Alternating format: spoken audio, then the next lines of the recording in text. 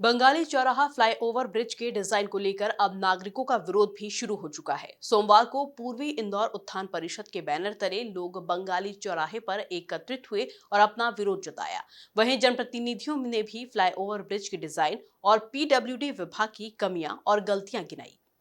करीब 30 करोड़ की लागत से बन रहे बंगाली चौराहा फ्लाईओवर ब्रिज का लगभग 80% काम पूरा हो चुका है, मगर अब इसकी डिजाइन को लेकर सवाल उठने लगे हैं। इन सवालों के बीच पूर्वी इंदौर उत्थान परिषद के बैनर तले सोमवार को लोगों ने बंगाली चौराहे पर प्रदर्शन कर अपना विरोध जताया। सांसद शंकर लालवानी, विधायक महेंद्र हार्डिया, पूर्व निगम सभापति अजय सिंह नरुका ने भी ब्रिज की डिजाइन की कमियां और खामियां गिनाई। बताया जा रहा है कि ब्रिज का पिलर वही आ रहा है जहां पहले सिंधिया प्रतिमा रखी थी। सांसद के मुताबिक हमें ब्रिज की कीमत पर नहीं, लोगों की सुविधा पर जाना है। बीच में पिलर आने से यातायात में परेशानी तो होगी ही, साथ ही साथ दुर्घटना होने की भी संभावना बढ़ जाएगी।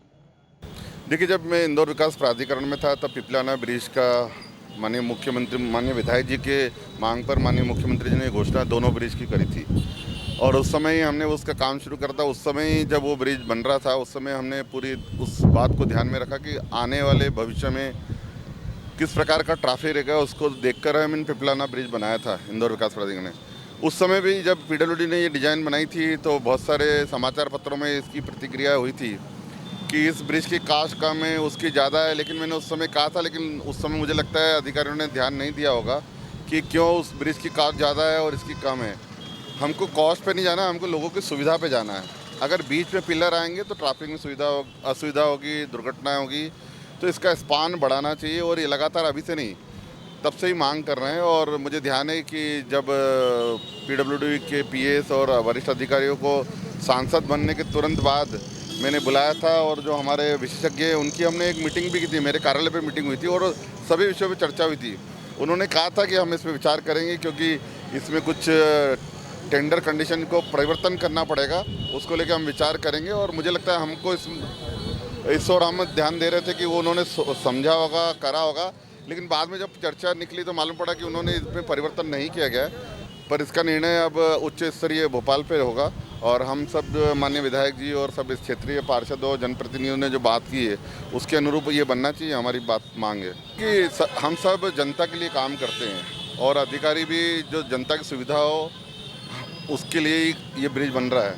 तो उस पर अगर परिवर्तन होता है, अगर कुछ गलतियाँ हुई या ऐसा लगता है कि आने वाले समय में बेहतर कैसे बन सकता है, क्योंकि अब हमारा शहर स्मार्ट शहर है, हमारे यहाँ ब्रिज में स्मार्ट बनना चाहिए। ये जो कन्वेंशनल मेथड है और कन्वेंशनल स्पान की जो दूरी है, पिलरों की दूरी, अब समय और मांग के अनुसार वैसा ही बनना चाहिए।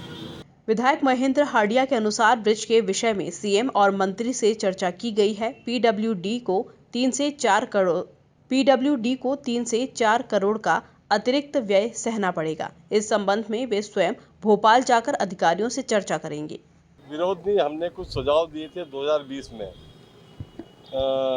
इसके प्रमुख सचिव नीरज मंडलोई जी को और पीडब्ल्यूडी मंत्री को कि ये जो ब्रिज बन रहा है इसकी चौड़ाई को लेकर यहाँ के जो इंजीनियर्स हैं और यहाँ के जो जनता है उनकी मांग है कि ये जो इसकी चौड़ाई 50 फीट है तो इससे आने वाले समय में ट्रैफिक बहुत जाम होगा।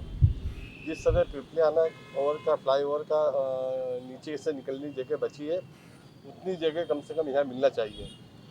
इसमें लगभग 3 से 4 करोड़ रुपए का अतिरिक्त व्यय पीडब्ल्यू विभाग को सहना पड़ेगा।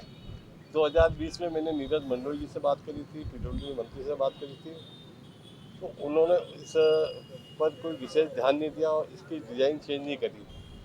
आज हमारी कल क्राइसिस मैनेजमेंट ग्रुप की बैठक थी जिसमें प्रभारी मंत्री भी थे, माननीय सांसद जी भी थे। तो हमने ये बात भोपाल तक पहुंचाई है और भोपाल में माननीय मुख्यमंत्री जी से, माननीय प्रभारी पीडब्ल्यूडी मंत्री से बात करके इसके जो अतिरिक्त राशि का खर्च होना 3 से 4 करोड़ रुपया, वो राशि विभाग को ठेकेदार को दिलाई जाएगी ताकि इसका स्पान ठीक हो और भविष्य में किसी प्रकार की आवागमन में कोई दिक्कत नहीं हो। पूर्व निगम सभापति अजय सिंह नरुका के पीडब्ल्यूडी विभाग पर जमकर निशाना साधा। उन्होंने कहा कि पीडब्ल्यूडी को अपनी व्यवस्था सुधारने की जरूरत है। जी देखिए, हमारा मूल उद्देश्य था कि जो गलती हुई है किसी के भी कारण, मतलब जो अधिकारी लोग मतलब जो पीडब्ल्यूडी का उनका जो पैटर्न है काम करने का, मैं ये मानता हूँ कि 1960 से जो उनके पास में ब्रिज की डिज़ाइन है, वही डिज़ाइन न केवल इंदौर बल्कि पूरे मध्य प्रदेश में ये थोपते हैं ये अधिकारी लोग। सिविल इंजीनियरिंग कहाँ चली गई है, किस जगह से कहाँ चली गई है वर्ल्ड के अंदर, और हम इन ब्रिजों को देख के इनकी जो दुर्दशा जो इनका तरीका है, चाहे वो भंडारी ब्रिज हो, चाहे बाणगंगा का ब्रिज हो, और फिर मुख्य बाणगंगा के ब्रिज में हमको एक ब्रिज और बनाना पड़ा, और चाहे वो हमारा राजकुमार ब्रिज हो। तो पीडब्ल्यूडी अपनी व्यवस्था को सुधारे। उसके अंदर अगर कंसल्टेंट बाहर से लेने की आवश्यकता है तो वो बाहर से ले, उसमें बिल्कुल भी नहीं शर्माए उन चीज़ों को लेके। और जो जनप्रतिनिधि जो लोग बोलते हैं, जो क्षेत्र के रहवासी लोग बोलते हैं, जो नागरिक बोलते हैं, क्योंकि टैक्स वो देते हैं और प्रजातंत्र के अंदर लोगों को भी वही चुनते हैं, शासक भी वही होते हैं, तो जो उनकी भावना होती है उसको भी वो वहाँ के स्थानीय लोगों को समझे। हर जगह की अपनी आवश्यकता रहती है।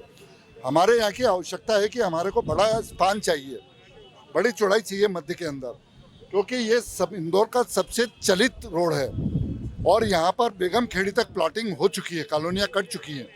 बहरहाल अब देखना लाजमी होगा कि इस फ्लाईओवर ब्रिज की त्रुटियों में कब तक सुधार होगा। Bureau report, MP news, Indore.